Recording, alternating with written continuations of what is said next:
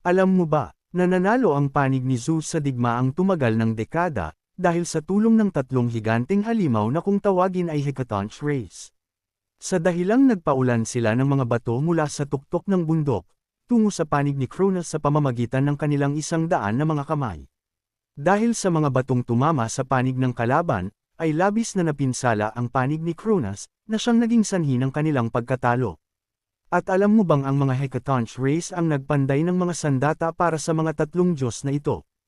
Thunderbolt para kay Zeus, Trident para kay Poseidon at Helmet naman kay Hades, na kaya siyang gawing invisible. Ang tatlong Diyos na ito ay naging mas makapangyarihan pa. Sa tulong ng mga sandatang ito, ay nagawa nilang ikulong ang panig ni Cronus sa Tartarus na kung saan dating nakakulong ang Hecatonch Rays. Ang tatlong Diyos na ito ang namuno sa mundo. Si Zeus ang naging hari ng mga Diyos. Pinamunuan naman ni Poseidon ang karagatan.